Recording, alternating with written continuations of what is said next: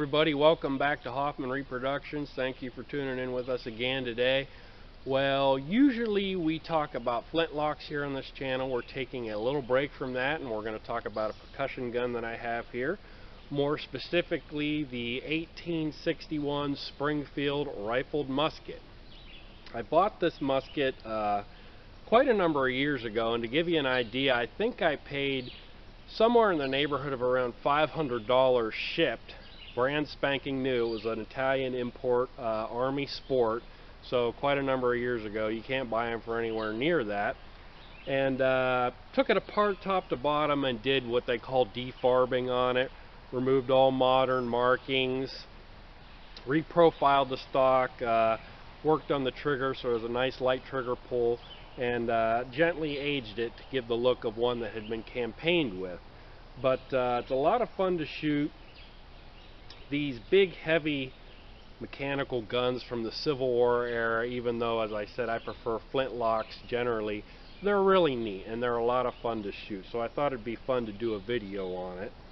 Now, when I first got my start in living history, it was actually in the Civil War. As you can tell, I still have all the accoutrements. My interest leaned toward the Confederacy. I like the idea of you have more options available with the clothing and accoutrements, which I enjoyed making, so that was why I went that direction primarily. But purchased the 1861 Springfield, even though this was primarily a Union gun, issued to Union troops. Confederates did indeed use this model when it became available through battlefield pickups and captures and whatnot.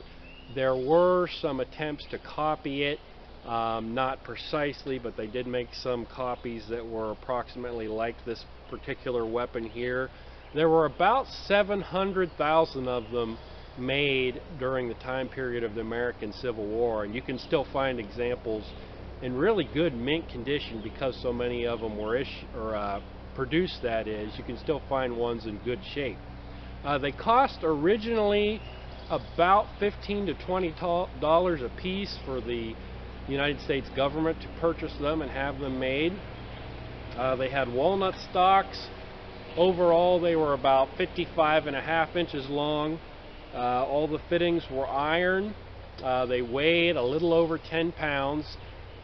And it fired the 58 caliber mini ball. The mini ball itself was invented, of course, by French Captain Claude Minier some years prior to the American Civil War, and the technology that he employed was a bullet with a hollow base that would load very easily like a smoothbore musket, but when you fired the gun, the hollow base would expand, grip the rifling, and give it the accuracy of a rifle, thus the name rifled musket. This type of technology is why the casualties were so high in the American Civil War. Weapons had come just light years ahead as far as technology is concerned for the time period, but the old linear tactics were kept, and instead of a gun that's accurate to 100 yards, this gun can be fired accurately to 300, 400, 500 plus yards. I personally fired this one at 200 yards and have no problem at all keeping it on a 12-inch by 12-inch bullseye at 200 yards. So devastatingly effective. This is what this musket fires. This is a replica of the 58 caliber mini ball that I bought a mold for years ago. Fits the gun very well and fires very accurately. I don't know if you can see the hollow base in there that grips the rifling. It's a big old chunk of lead to be firing, and it caused devastating wounds when it hit. That's what it fires.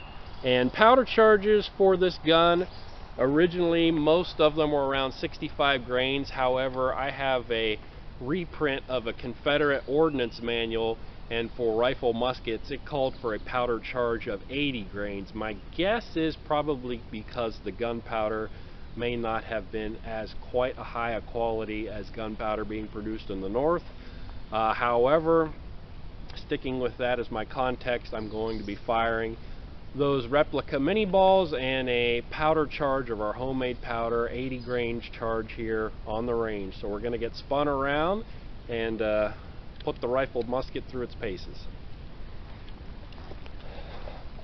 Alright, so to load the 61 Springfield rifle musket, we're going to go ahead and use paper cartridges made up as they would have been in the American Civil War, containing paper, the mini ball, and a charge of 80 grains of powder. This one is not designed, this type, to insert the whole thing into the muzzle as previous smoothbore guns utilized that type of cartridge. I believe the Enfield rifle musket, those cartridges, some of those were designed to put the whole thing down, but this is designed to remove the ball from the paper and then do that. So loading motions were to, as the age-old styling goes, bite it off in your teeth. That exposes the powder. Powder goes down the muzzle. And you were expected to be able to do this 3 shots a minute, which would be difficult. I probably couldn't do it without a lot of practice, especially when you had battle raging around you. So after that, paper was ripped open, the mini ball exposed. It has several grease rings in it, inserted into the muzzle, ramrod withdrawn. This type of bullet easily pushes down the muzzle.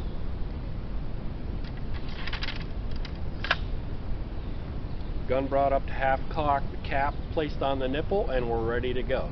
So I'll get spun around here and we'll fire a shot off at a 50-yard target I have.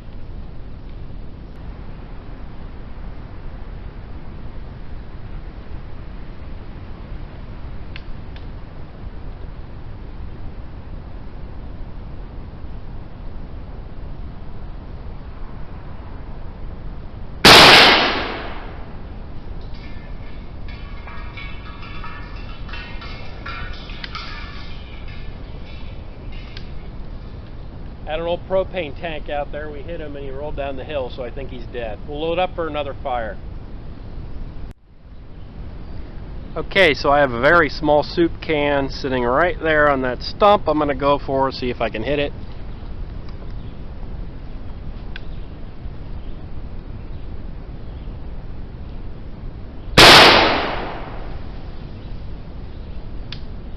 Definitely a hit.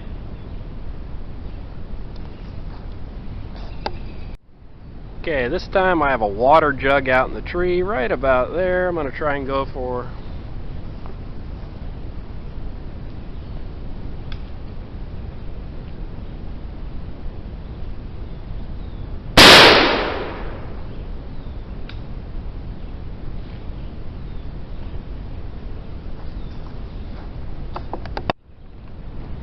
Alright, so this time I'm going to go for this stump. Got the camera up close. I'm going to back up to about 30 yards and see if I can whack it.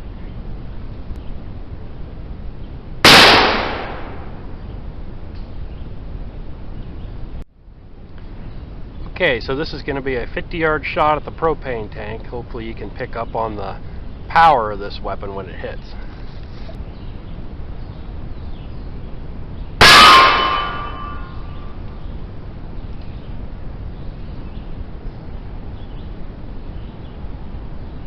Alright everybody, 58 caliber Springfield rifle musket hits like a ton of bricks and kicks like a mule. So thank you all for tuning in, and we'll see you all again real soon.